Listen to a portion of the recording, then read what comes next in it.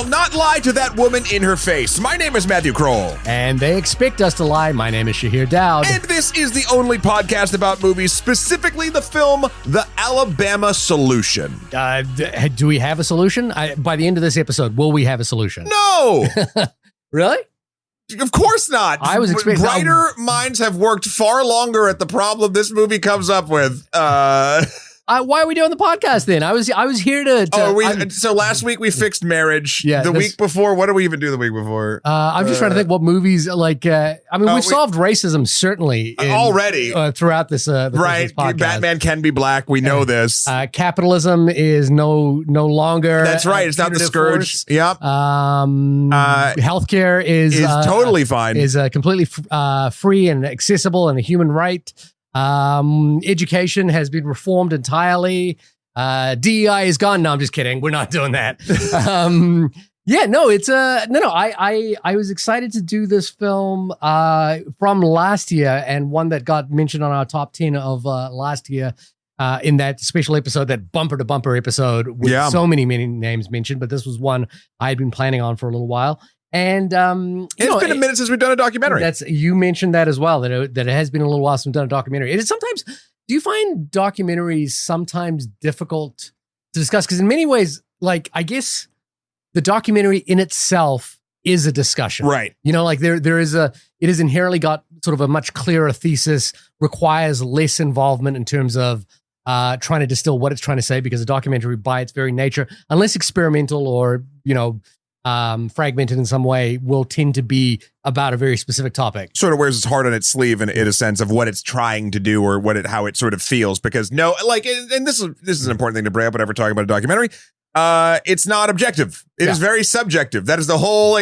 That's the exercise. Yeah. I don't think it's more difficult to discuss. I think it is a different kind of discussion, because we're like, sure, we can talk about the film craft, and I think there's a lot of actually craft here to discuss, specifically with how this film was made. Yeah. But oftentimes it's less like, for a movie, it's like, oh, well, did what they were trying to, did the narrative they were putting in front of me work for me? And I mean, you could say that about a documentary, because they are putting a narrative in front of you, which is based on real life events and the reading of those real life events. And I think the tools at a filmmaker's disposal are both the same and different for those two different mediums. So No, I don't find it more difficult. I think we'll be talking about slightly different things. Yeah, and I think there's an interesting thing, which is that essentially when we're discussing a documentary, rather than, as you say, investigating the film craft of the whole thing,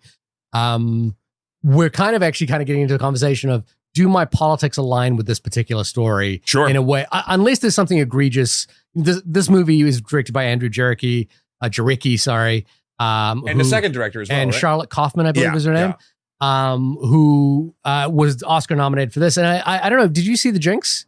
I did not see The Jinx. No, The Jinx is just Are they also, is that the team who did The Jinx? Andrew Jarecki directed The Jinx. The Jinx. He also directed Capturing the Freedmans, which was also nominated for an Oscar, which is terrifying, terrible, and amazing to watch. But the thing with The Jinx as well is that is an extremely polished cinematic, sort of crafted storytelling, which also captures the sort of incredible moment at the heart of it. There's actually been a follow-up sequel to The Jinx that I have not watched.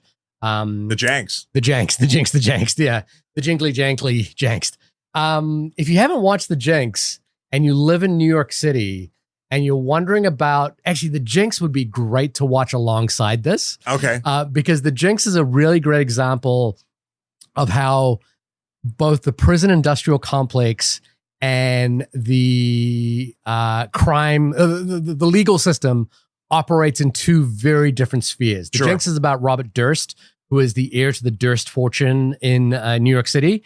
And without giving too much away, not funny at all, but Robert Durst was directly implicated and responsible for the dissection and disposal of a human body, and got away with it. It's wild. And I believe Durst is in prison now. You should go watch that film. That is not a spoiler, by the way. That's part of the film. There was also a Ryan Gosling film called All Good Things, I believe it was called, or something along those lines, that Jarecki also directed about the Durst thing. Jarecki also mentions that the Durst story is told very poorly in the Ryan Gosling movie. But yeah, it would be really interesting to watch these two things back to back. Jarecki is also part of the Jarecki family. Eugene Jarecki is Andrew's brother. They have a third brother who's also involved, but Eugene directed The House I Live In and Why We Fight, which are The House I Live In is about the drug, basically the war on drugs, and Why We Fight is about the military industrial complex. Yeah. So, a very well-heeled two things right now that have nothing going on in the current zeitgeist. Well, so. we should talk about it. Yeah. We should absolutely talk about it, and we will get there. But, by comparison as well, and, sort of getting back to that point about like how whether a film essentially aligns with your politics and engages with your politics in some way, while also trying to discuss it, it would be fascinating. And we will never do this. We should, it would be interesting to hear us. We'll never do this. Here's what we're going to do. Yeah. It would be fascinating to hear us discuss the Melania documentary. It would just... Would it, though? In the context of what I'm talking about right now, is like, that is a movie that will most likely, having not seen it, not align with our politics. And it would be interesting to have a conversation about how that works or why it doesn't work or what have you. So I would, just in that. I feel like I got all the Melania that I need from a recent press conference. I feel like I fully understand what's going on now. Yeah, that was a wild getting in front of the story moment. I'm not sure what that was, but anyway, I am spending too much time on politics threads right now. Well, so I mean, this film by its very nature is very political, and so that's going to come up a lot. If that's your cup of tea, welcome. If it's not, either buckle up or we'll see you next time. Yeah. But the there's no getting around it. And look, this is the interesting thing about the keep my politics out of my blank argument, right? The shut up and dribble. Sure. Listen for my young life. Mm-hmm. I did that. Yeah. And I will say the systems in place, be they good or bad, allowed me to do that. Right. Are you speaking of privilege? I think, yes, privilege. Yeah. I think that currently the way things are running, even from a, if all of our entertainment news is also regular news, then you're not going to ever be able to have a non-political discussion. Like they built this cage that they want us to watch all the time with 24-hour news and having to fill the segments and doing all this stuff. And then on top of that, if awful people are doing awful things, that's going to be in our news feed. And therefore we're going to all be thinking more politically. And not to get political about it, but one thing I've said about this particular administration that I have found very challenging is that people who I've known for a long time, voted in a way that I think was against their own interest. Sure. And I've had follow-up conversations recently where... How'd those go? Not great.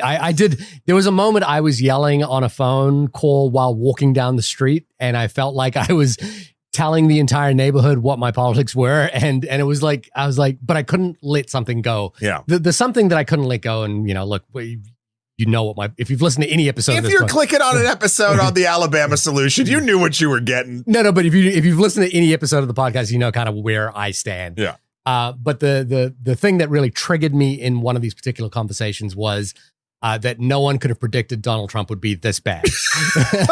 and I did get very irritated by hearing that. And no one could possibly. No one, apart from the 4 years that he was previously in power. No one could. No one could. How could I have known? Yeah, how could anyone have known? Anyway, at any rate, the thing that I think my takeaway from having that conversation, I don't want to blow up the spot of the person who why would no? Or anything like that. And obviously, I want to engage in conversations as much as I can with people. But I did kind of walk away wondering about whether the person with whom I was having this conversation was really engaging in politics for the first time. in terms of like why they'd come to this decision to vote for Donald Trump. And I wondered about like, this is the first time that perhaps they have actually had to consider what their political affiliations and choices might do to the world writ large or around them. So overall, I would say yes, because the policies that were put forth and definitely not delivered upon are all simple scare tactics. That's kind of what it is. And if you're trying to get the lowest common denominator of people interested in a political movement, you make a boogeyman and you make it real simple. This group of people is hurting you, and I'm going to stop it. That's the whole thing. And if that's the thing that gets simpletons who don't pay attention into politics, that makes a lot of sense to me.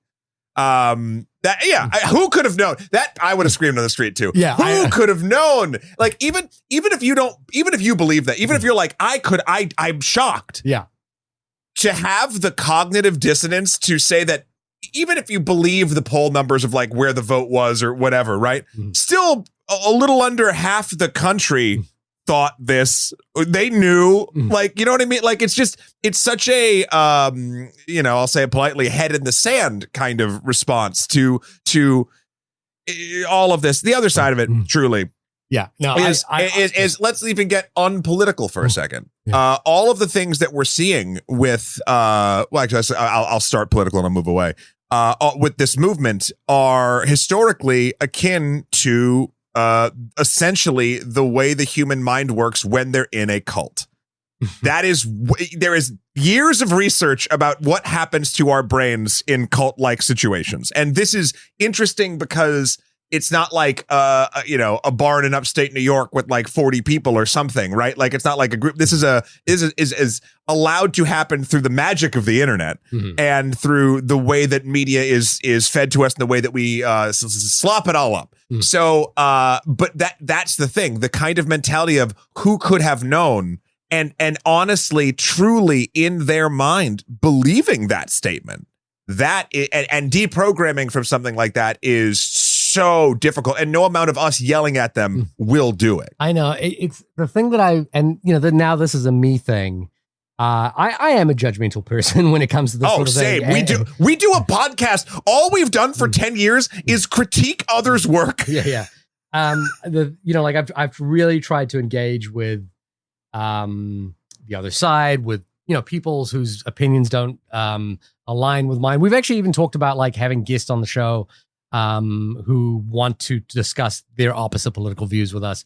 And we've actually, I've made an effort to do that. And unfortunately, it's never worked out, perhaps for a good reason.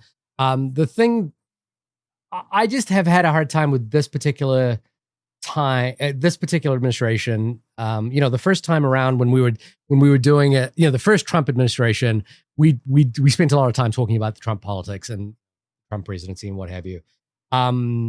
The thing that I've had difficulty with this time around is people kind of having seen that, kind of saying that was the better choice this time around. Whatever you thought of Kamala Harris or the Democratic Party, and they're, I'll say not my favorite choices either, but my choices were very, very aware of like what I would be voting against. But literally everything that the Trump campaign said that Kamala would do, and that's why we can't elect her, they've done.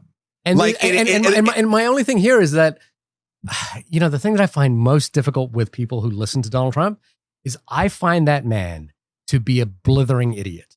Like, I really genuinely find him to be one of the most unconvincing speakers I've ever listened to, who says nothing at all, and with the absolute most certainty with the lack of information that they possibly can have.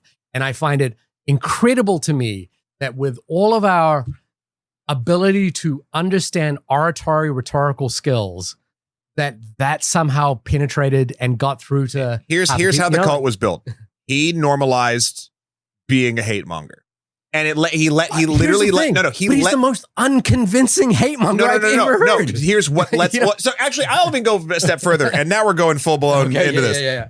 He didn't allow hatred, like he didn't allow that to come forward I would say he was a spark or a catalyst of to be perfectly honest, a media ecosystem and education system that fosters it under the surface. And it's because they see him, a blithering, hateful idiot, never get in trouble.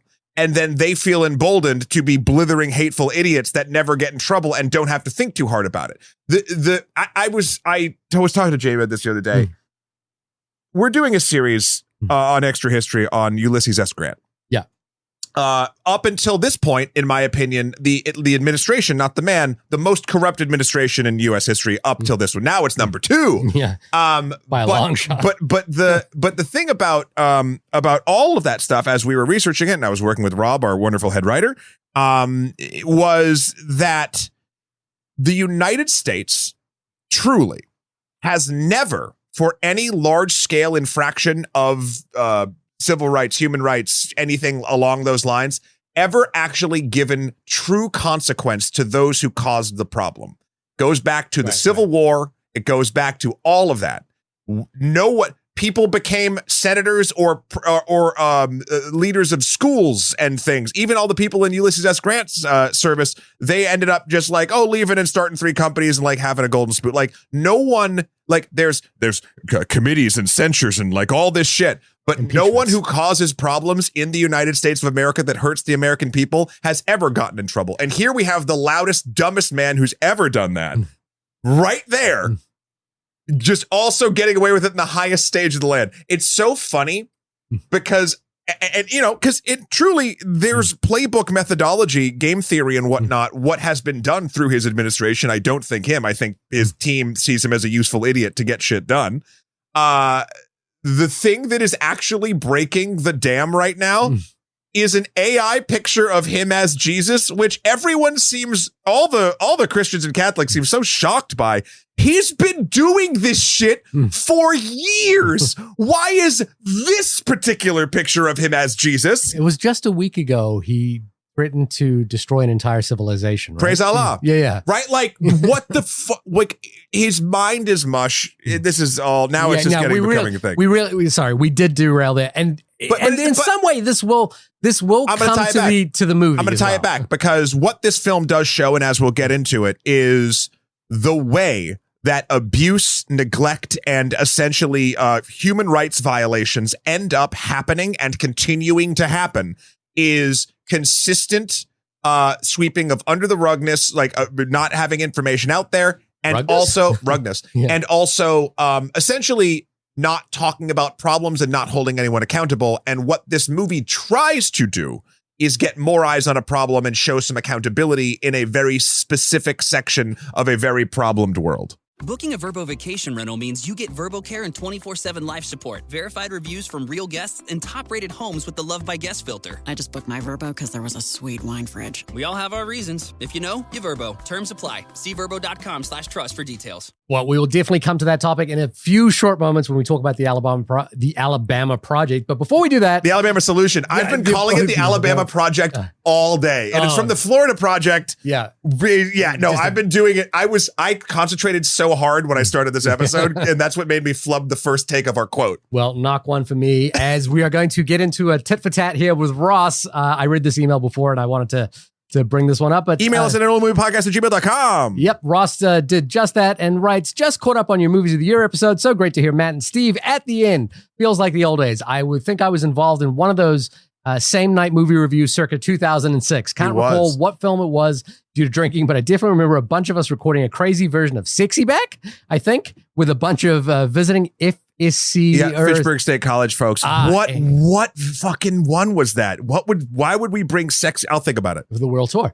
Also, speaking of bashing Shahir, one of the films I saw this year was Harvey from 1950, featuring James Stewart and an imaginary bunny. Or is it? Highly recommended. I had to look up what Shahir was talking about after you called it out from my list. I was very confused by the response, and I haven't seen the movie Quiz Show, and none of the people you mentioned were in the movie. It appears he, Shahir, was referring to Marty from 1955. I initially assumed I had typed something wrong, but nope, Shahir was wrong. Ross, you're 100% correct. I was thinking of the Ernest Borgnine film, Marty, which is mentioned in the movie Quiz Show. I have seen James Stewart and the Imaginary Bunny film Harvey, but I did get those two names confused on that episode. So 100% deserved all of this Shahir bashing. However, Shahir, I don't want to simply write an email to correct something you said. Wanted also to follow up on Danny Boyle. He was a formative filmmaker for me as well. And way back on your T2 Trainspotting 2 podcast, that's the Trainspotting sequel, not the Terminator, obviously, you had mentioned not having seen Millions or A Life Less Ordinary. Have you since found copies of these to watch? I have the DVDs somewhere and I definitely recommend. Perhaps a Netflix-like mail exchange can be arranged. I think this is a great idea, by the way. Just mail discs? Yeah, we should start like a network of disc mailing between listeners. Like, just email something that you want something to watch. I think this was a terrific idea, by the way. But I have a bone to pick here. Eddie, wait, you have a bone or Ross has a bone? I have a bone. This is your bone with Ross now. Yeah. I have to keep track. Our listeners are getting such a personal anecdote story. We apologize. Ross continues, this is not Danny Boyle's finest film, but I think he speaks cinematic language that's just so captivating. Even if the films don't totally land, I really enjoy almost everything he's ever done. Even The Beach, A Life Less Ordinary is such a strange screwball rom-com. I really think you'd dig it. Here's my bone to pick. I went back and listened to that T2 episode because I was so hurt myself that I had misremembered Marty for Harvey. I want to say, Ross, on that episode, I do say I have seen A Life Less Ordinary because I've seen A Life Less Ordinary several times. I have the soundtrack. I believe I might have a DVD copy of it somewhere, and I've watched that movie over and over again. So we are now tit for tat. Ross, you were wrong about something. I was wrong about something. I think that means I'm right. No. Wow. Again, thank you, Ross. Thanks, Ross. For emailing it in. Ross. By the way, Ross, I just texted Steve to see if he remembers what same night movie review you were in with us, and it's hurting my brain that I can't remember it. Just a quick thing here. Ross wanted to say that he also enjoyed the following honorable mentions: Thunderbolts, Fantastic Fours, K-pop Demon Hunters, Predators, and Materialists. Movies he had not seen but would likely alter his list is Hamnet, Begonia, Marty Supreme, Wake Up Dead Man, Roof Man, Good Luck, Have Fun, Don't Die, Mickey 17, Train Dreams, Running Man, F1, Secret Agent, Life of Chuck. Ross, it just sounds like you need to watch more movies. Roofman was excellent. I watched it recently. I loved it so much. Yeah, I'm a big fan of Derek Cianfrance, who directed Roofman, and I wanted to see that comedy. Well, thank you, Ross. Next email comes in from Zach, the Topam historian. What up, Zach? Zach says, hey, Matt and Shahir. I'm currently listening to your episode on the drama. And he did put the little squigglies next to it, so I knew how to read it. And I found the conversation around the marketing of the film and how it can affect audiences to be an interesting point to bring up, especially considering the audience I saw this movie with. The audience in my showing was primarily teenaged females and their parents with some smaller packs of people. And while I could not see their reactions before and during the film, when the film ended, the audience reaction and discussion was that of a distinct hatred of the film and its ideas, mainly that of the central inciting incident, keeping it vague for spoilers, of course, they are right in this email, and that the marketing should have mentioned that in some form or fashion prior to seeing the film. While I disagree personally, I found the marketing of the film to be brilliant in that regard. I do also think that for a topic that can trigger a lot of emotions in a person, a bit of the veil should have been uncovered for audiences so they know they could be prepared for that. I would love to hear what you guys think, and thanks for being awesome, Zach. Thank you, Zach. Zach, you're awesome. Yeah, you're awesome, Zach. So what worked for me in the not showing it and realizing what it was does not work for everyone. And there is a legitimate argument to be made that, heck, I can even tie this back to literally the sort of similar topics of what we're talking about today, right? That in the United States currently,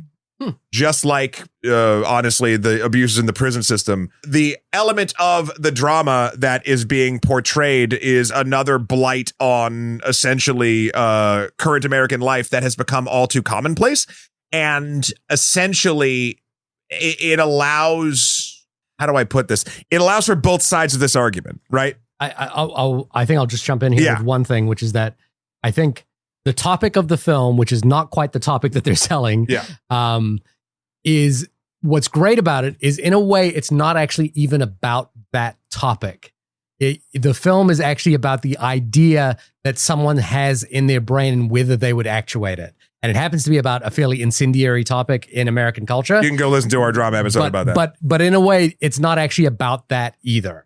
And I think that's why I'm okay with the marketing. I do recall from many years ago, there was actually a lawsuit about Nicholas Winding Refn's film Drive, where someone sued because they felt that the marketing was selling them a movie like The Fast and the Furious, and when they saw it, it was nothing like that.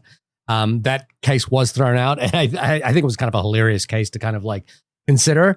And I could see the same sort of thing happening. I've had a few conversations with people about the drama this week.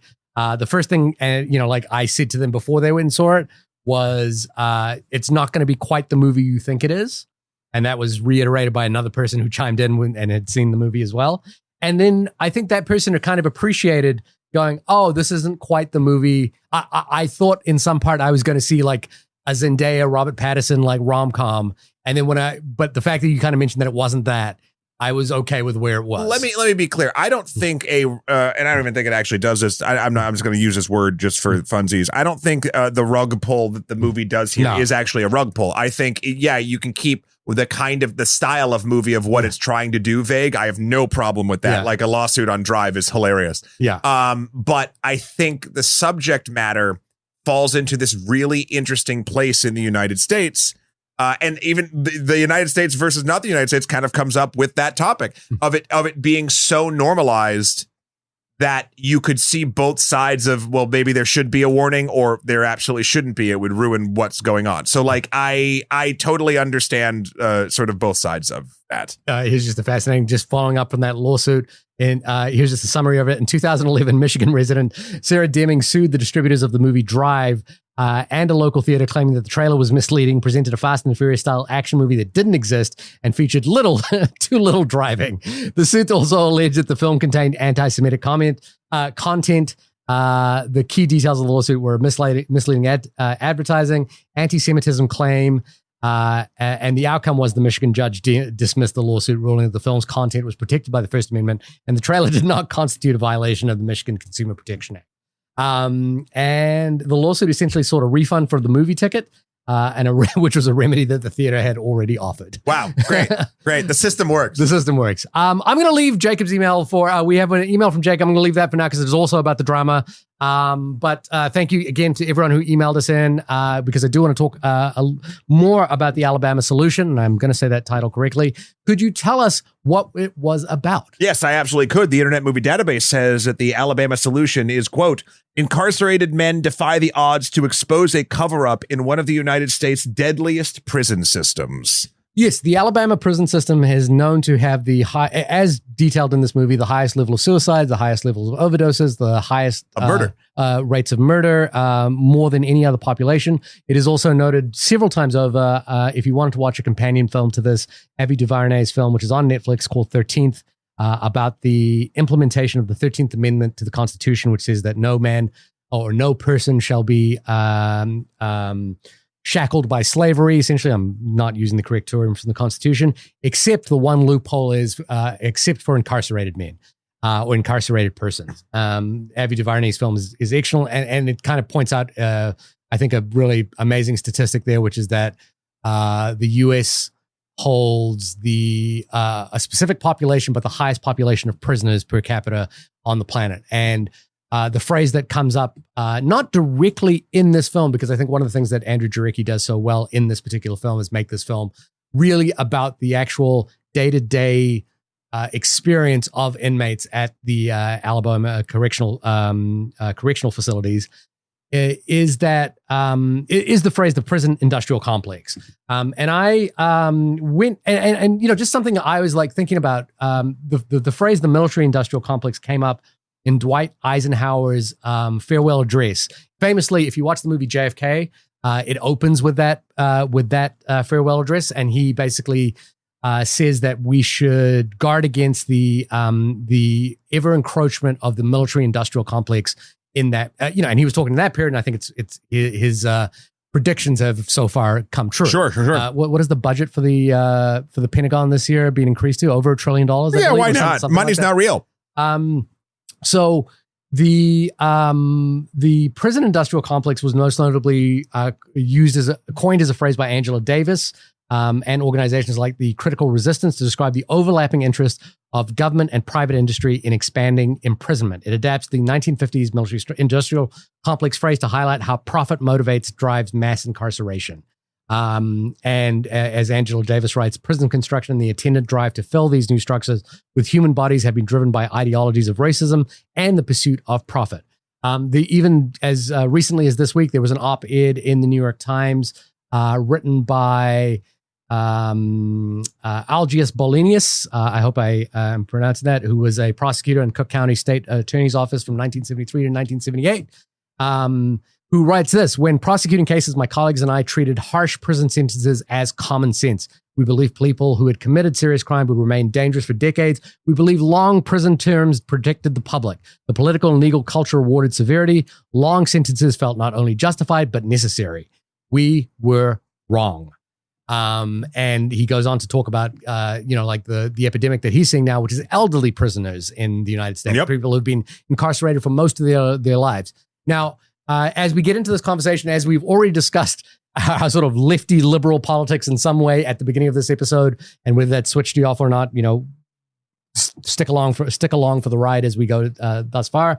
I'll speak for myself, and Matt, you can kind of chime in here on your political beliefs when it comes to prison reform. We did a film years ago called Michael Moore in Trumpland, where we looked at where Michael Moore kind of travels across the planet and says, look, if we can colonize other countries using our warfare system, maybe we can perhaps steal some of their ideas to better ourselves. And so he looks at education in other countries, healthcare in other countries, and most interestingly, I believe in Norway. You go back and listen to that episode.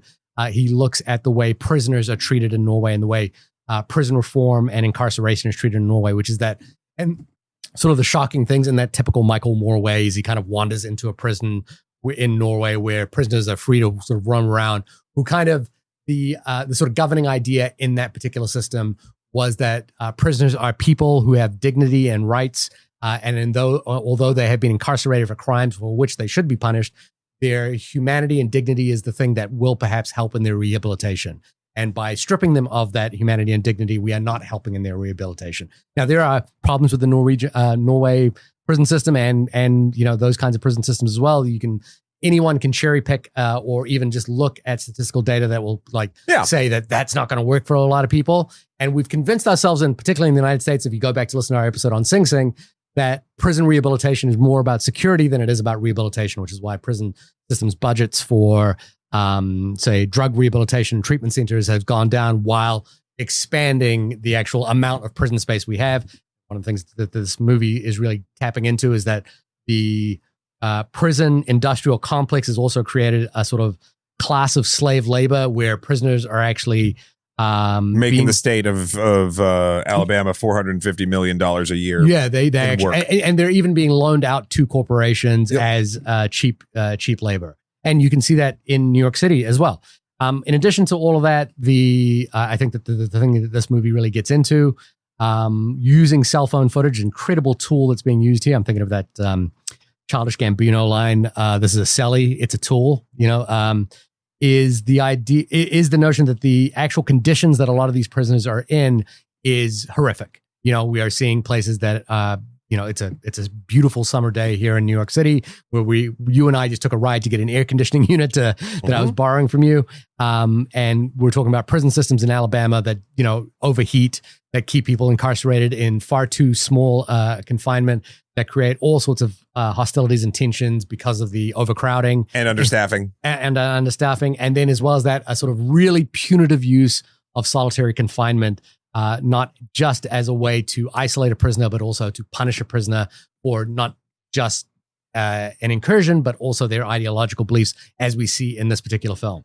And just to that end, before we really, really dive into the film, there's the film actually also reminded me of this story that I knew from New York City that we kind of was a cause celeb maybe 10 years ago now. But I found an essay written by Khalif Browder. Do you remember who Khalif Browder was? No. I'm going to read part of this essay, and then people who do know who Khalif Browder is will probably know what I'm talking about right away. But Khalif Browder in 2015 submitted a paper entitled, and this was a college essay paper, A Closer Look at Solitary Confinement in the United States, for which he received an A grade. He wrote, solitary confinement should be looked at as a whole around the United States, and even looked at as a whole around the United States. And even though the changes towards solitary confinement system have begun in some states, more needs to be done to address and addressed around the country. And a lot of jails and prisoners that are living in a lot of circumstances and practices that go on within that are not addressed that people need to shed light on, like solitary confinement. For example, maybe another form of punishment or segregation should be implemented to deal with inmates who break jail rules as opposed to inmates who cause severe harm to other inmates and corrections officers because the mental health risk it poses is too great. The reason I brought that story up is Kalief Browder was a 17-year-old teenager in New York City, not far from where we live, who was incarcerated for 700 days, for 2.5 years, and put in solitary confinement for 700 of those days. He unfortunately committed suicide shortly after being released for a crime he did not commit. Yeah. And that story and seeing the what had happened, what was being done to kinetic justice in this particular film, the way that solitary confinement was being used as a tool to basically suppress his ideological positions and his political positions, I think was pretty remarkable to watch. And it's incredible that this group of incarcerated men, many of whom admit that they have done terrible things in their life.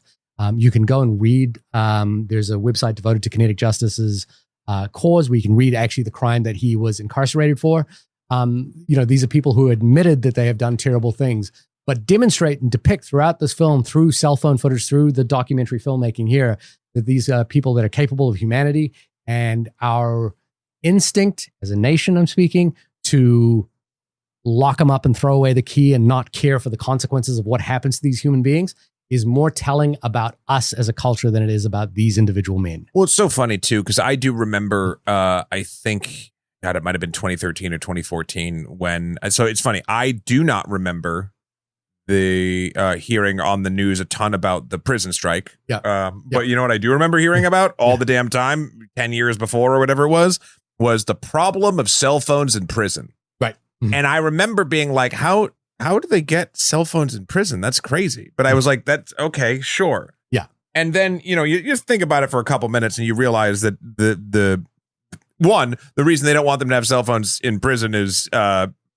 essentially to not be able to show what's going on in the prison.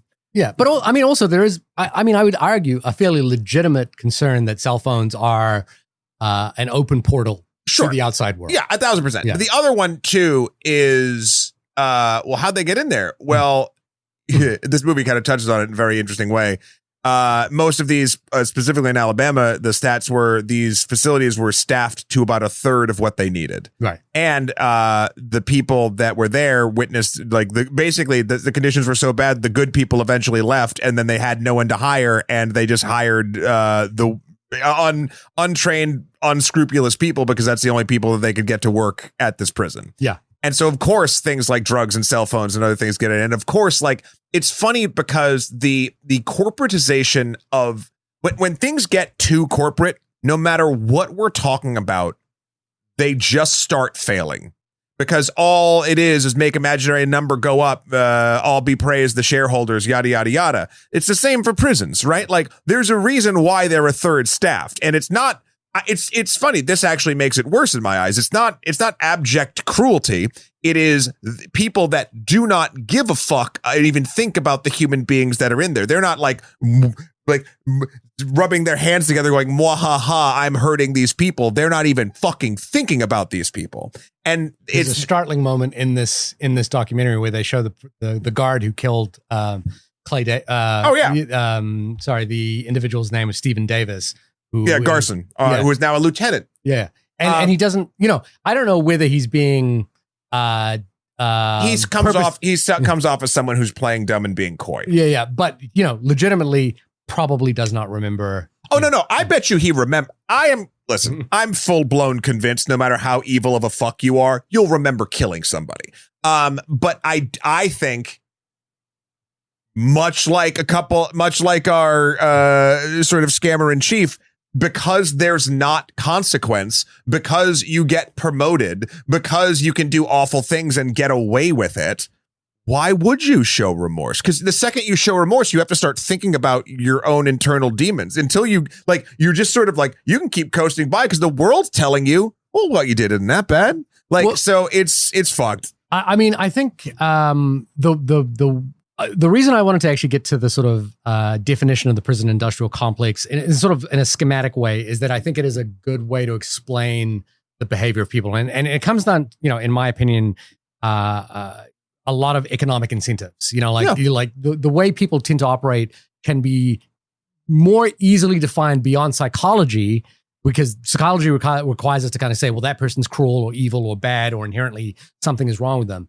But a sort of easier way to understand someone is to sort of understand the nexus of economic incentives that are around them. And this, much like everything, again, that's corporate, is what's the easiest thing that can make us the most money? Because there's truly a way you could make a profitable prison system while also having reform. But that won't make all the money or the most money possible. And therefore, because it is a corporation or corporations running them, they won't do it. I mean, in many ways, you know, as we were talking about the Trump election earlier this year, and we were talking, you know, the thing that I sort of recall most about the actual election period was the sort of demonization of Haitian immigrants. Yep. You know, in Springfield, Ohio, I believe it was. And the way that, you know, Haitian immigrants were used as sort of a cudgel and a tool to basically dictate, you know, the kind of cruel level of the sort of obscure level of cruelty, because not a lot of people could identify what a Haitian immigrant, and just suggesting that they might be some person who was eating a cat or a dog, even though that was an entirely false narrative. No one could have known he would have been this bad. No one could have known. But I found an article from 1994 from Eric Schlosser, who ended up writing Fast Food Nation, who, by the way, as the time of recording, will be on stage at the Museum of Moving Image this weekend. Oh, for realsies? Yeah. That's fun. To talk about Fast Food Nation along with Richard Linklater. But the definition which he came on, which again, you know, comes from Angela Davis and organizations like the Critical Resistance, he writes, 3 decades after the war on crime began, the United States has developed a prison industrial complex. And this is why I wanted to sort of get to that nexus of how you can explain why we've gotten to this stage, also because America is so big. But a set of bureaucratic, political, and economic interests that encourage increased spending on imprisonment, regardless of the actual need. The prison industrial complex is not a conspiracy guiding the nation's criminal justice policy behind closed doors. It is a confluence of special interests that has given prison construction in the United States a seemingly unstoppable momentum. It is composed of politicians, both liberal and conservative, who have used fear of crime to gain votes. Impoverished rural areas where prisons have become the cornerstone of economic development, private companies that regard the roughly $35 billion spent each year on corrections not as a burden on American taxpayers, but as a lucrative market. And government officials whose fiefdoms have expanded along with the inmate population.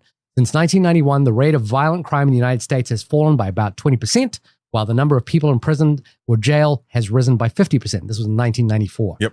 The prison broom has its own inexorable logic. Stephen D.R. Donziger, a young attorney who headed the National Crime Justice Commission in 1996, explains the thinking. If crime is going up, then we need to build more prisons. If crime is going down, it's because we built more prisons, and building even more prisons will therefore drive crime down even lower. And I think like that is the sort of economic, political context around which the pressures that are being applied to this film are at play. And I think, and I love, you know, like Ava DuVernay's film 13th is a little bit more looking at the economics incentives around it and the result of this idea of enslavement. And you can see what this film does. What I think what this film does the most effectively, and this is coming from watching it, I was like, oh, there's no way there's a happy ending here. Essentially, it shows a lot of things. It shows the person who was beaten to death, Stephen Davis's mother, trying to work within the system to get answers, and she's completely sidelined. She doesn't find out what happened to her son other than the news, and no one will talk to her. Eventually, his roommate is killed, who is going to go talk to her as well. This is a plot out of the Shawshank Redemption. Yeah, there. Yep. You know?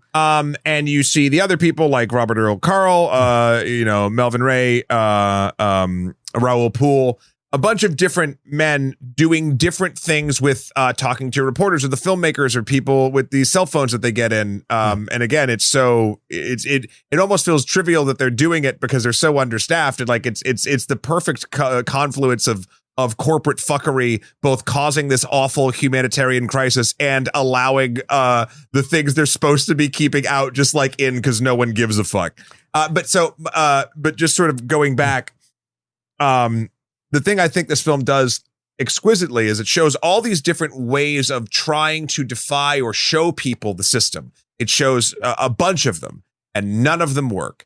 The only one that gets farther and to at least gets a response from the opposition, from the government of Alabama, and I would argue a successful opposition, is when they organize through their networks of illegal cell phones a prison work strike across all of the institutions in Alabama, I think 20,000 strong for roughly 16 days. Now a couple fall as they go, but eventually even that is unsuccessful because the government literally starves them out of it. Yeah, and that is exact. Again, you would put pressure on an economic incentive. But my point is that even that illustrates the only way to stop or even slow down a capitalist machine. Again, because either these collective people, bargaining? no, but like kind of right. But it's also it's. You hit them.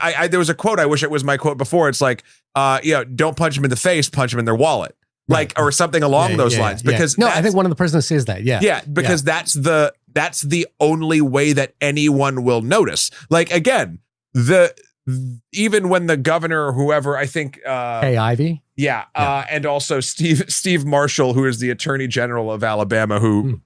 God, if you could define a punchable face, the way he talks in the interview about like should a prison be should there be essentially rehabilitation in a prison, and he does the most political slimy move out of it to not answer the question, you instantly know that I get the vibe that he thinks of inmates as sort of subhuman and just a literal line item. And again, I want to make it very clear that like there are obviously people in prison that deserve to be in prison. Those people don't ever deserve to be in the situations that the prison industrial complex has put them in the absolute horror and squalor that some of these facilities are in. Like prison should not be, because I think the argument from fucking snakes like Steve Marshall is like, well, they're in prison. They're supposed to be in prison. Hell, in this movie, they play like shock jock radio players, like talking about the problem and being like, well, you're in prison. It's not supposed to be comfortable. Yeah, no shit. It's also not supposed to like actively cause you physical harm on the daily and make it like, it's not supposed to be torture. Well, I mean, the system would suggest that it is supposed to be torture, but legally it's not supposed to be torture. And I mean, this kind of comes down to sort of a broader philosophical outlook on like, what is the purpose of incarceration in, like within the bounds of how the law operates. And I think, again, I speak from an enormous position of privilege, because the other thing to think about in terms of the prison industrial complex is the, I think it's been called the, education to prison pipeline, which is that, certain communities which have been devoid of public funding have led to higher rates of incarceration, particularly in minority communities, which sort of perpetuates the self cycle of like, crime. I had heard recently of a project that was going on for a sort of community rights project, which was basically going to ferry children of incarcerated people to see their parents, because this, there are certain cases where children don't have access to resources to go and see their parents. And then this is also met with a lot of stigma because parents of those incarcerated children don't want their children to see them this way.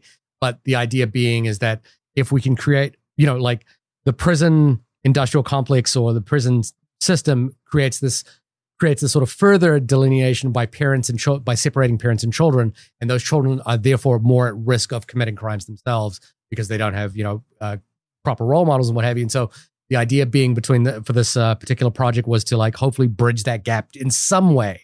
And it was spearheaded by a mother who was wrongfully incarcerated and who did not get to see their son, whose son died while they were in prison, and so wanted to kind of take that up.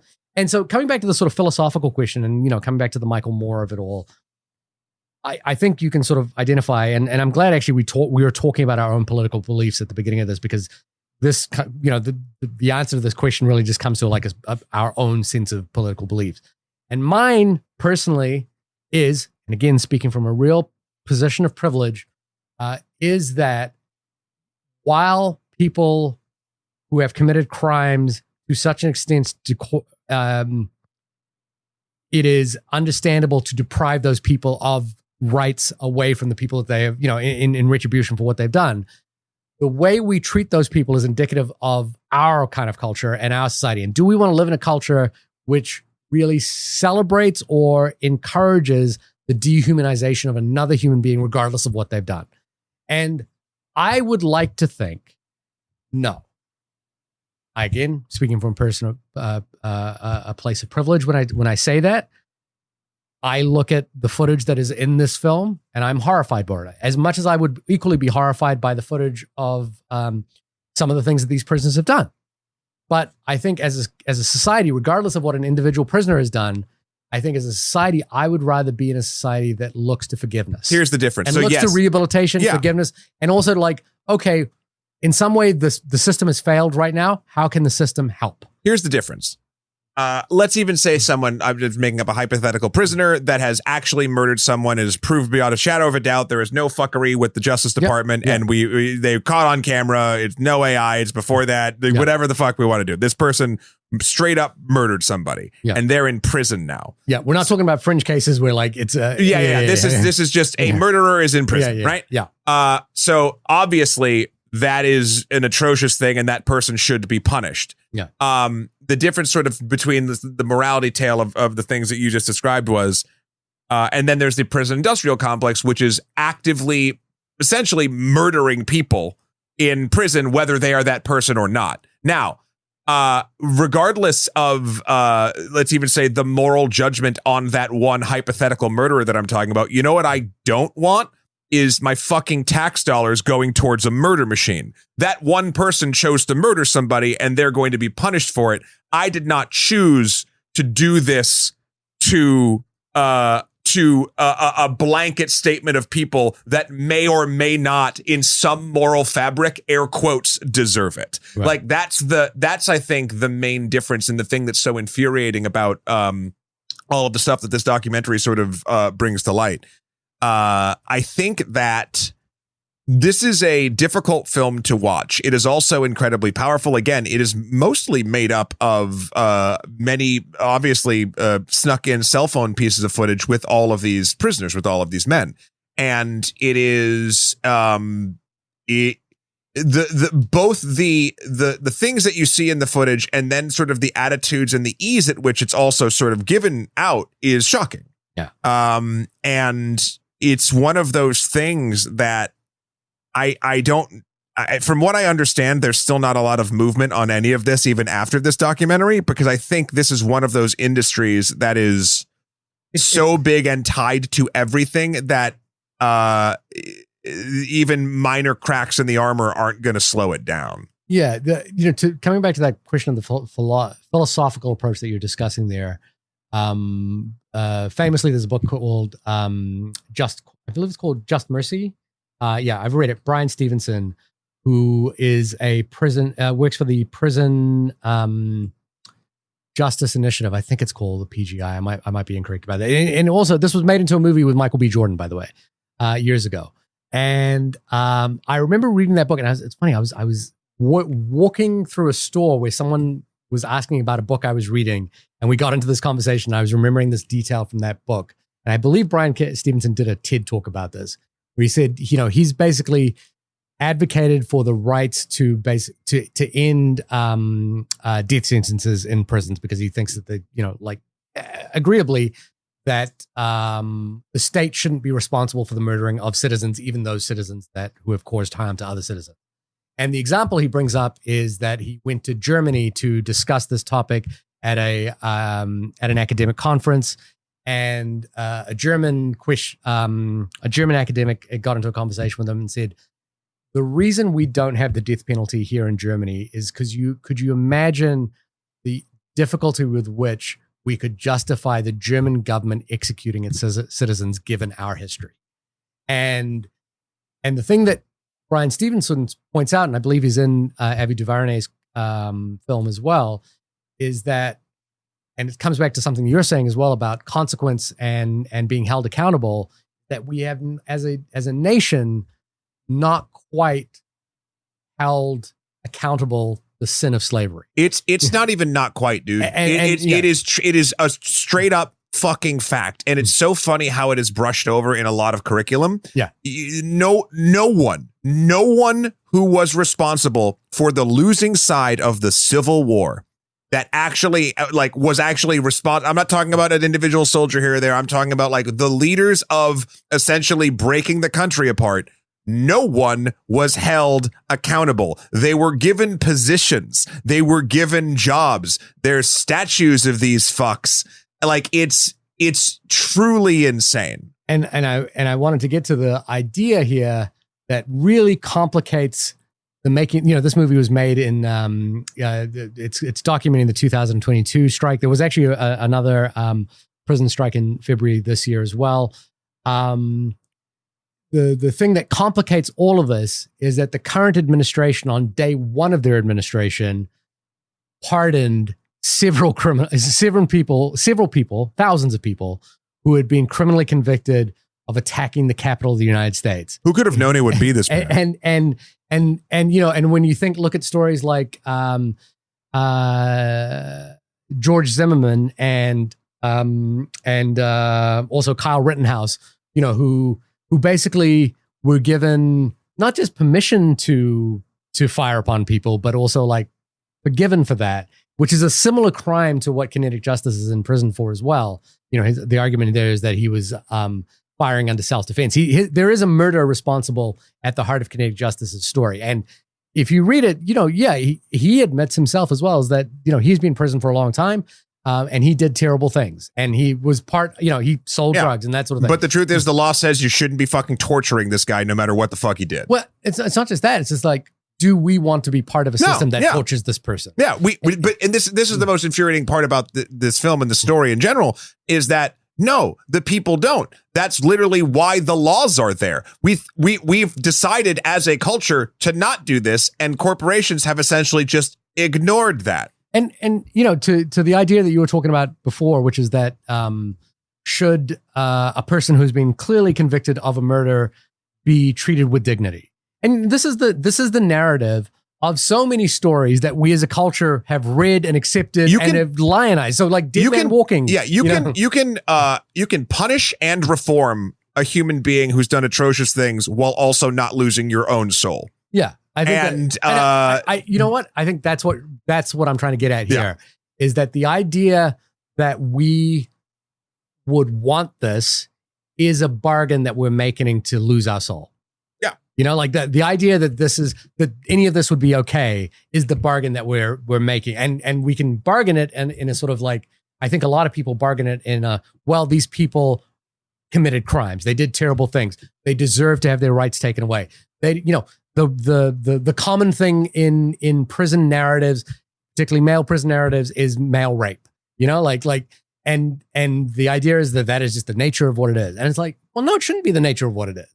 Because that is a bargain to lose our own soul. And I think we've accepted that. And again, I say that from a place where I don't have a lot of interactivity with the prison industrial complex, sure, except for one thing in this movie that I was like, holy shit. Hank Sherrod, who plays the lawyer in this film. Yeah. I was like, he doesn't play him. He's the lawyer. Who is the lawyer in this film? I apologize for that. I was like, Hank Sherrod, where do I know that name? And I flipped up my emails. Sure enough, I've had an email conversation with Hank Sherrod.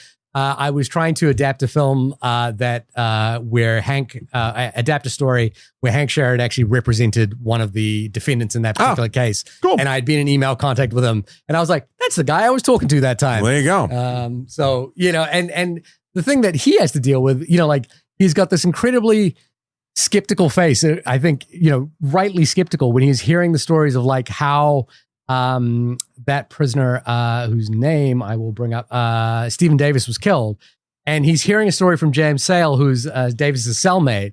And he's very clearly aware that James Sale, who eventually is murdered or dies in prison, was given an entire script with not just like a narrative, but also the statutes involved, with also like the regulations involved. And he has, Hank Sherrod, bless him, in this film has that like, I know exactly what's going on here thing, but I'll listen to what you're saying because you're saying it and I'll go with it. And then sure enough, like the thing that James Sales tells him is that essentially my prison sentence is coming up and I'm not going to risk that. Your parole, My parole is coming up. I'm not going to risk that for the death of my former cellmate. And sure enough, just a few months later, James Sales, prior to his release, is killed. Yeah. And that is the sort of like eternal bargain that we're making here. And if we have any listeners, I know this is a rampant problem across the country. If we have any actual listeners in Alabama, I would love it if you emailed us in at onlymoviepodcast@gmail.com. Let us know if you've watched this movie. I'm guessing you have if you've gotten to this part of the episode. Yeah. I'd love to hear what's sort of happening over there in this world, because it is something that obviously this film nor this podcast solves. I don't know. I think it's something that should be continued to be talked about. Hopefully, even in its post-Oscar run, this is a film that sort of keeps the conversation going as best it can. But I mean, it's so hard to, in the current zeitgeist of what passes for news these days. Everything is the worst thing until literally 6 hours later, and then there's a new worse thing. That coming back to that conversation was like, no one could have known that it would be this bad. I was like, I do remember every day waking up in the first administration going, what are we dealing with? What is the nonsense we have to deal with today? Flood the zone. And the thing that I like, if there was an easiest thing, the simplest thing that I voted against was not having to deal with that. Mm-hmm.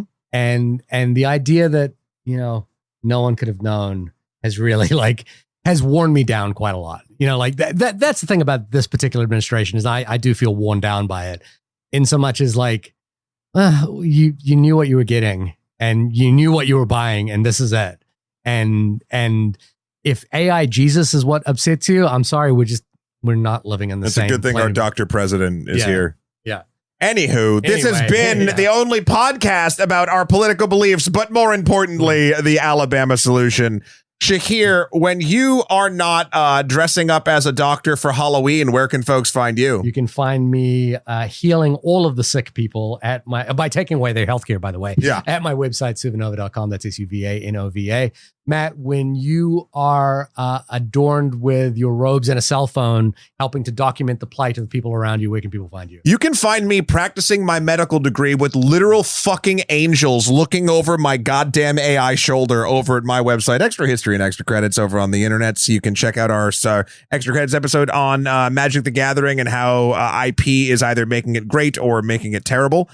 You can also check out, I believe, by the time this airs, what's going to be coming out. I think our history of zoos, aka the elephant that invented the modern zoo, which is kind of an interesting story. Elephant. Yes. How did that elephant draw up the plans? Did he use it like a little mouse? Hey, listen, I will say it's not a happy story. Right. So I won't make light of it here, but it is an important one, and I think it's one that I didn't know before we went into it, and I'm very thankful that we got to talk about it. Does it have anything to do with Tesla and the electrocution? It does not. No. Okay. It is Victorian London. Okay. Is the place, and the elephant's name was Chuny. Chuny, good name. Yeah.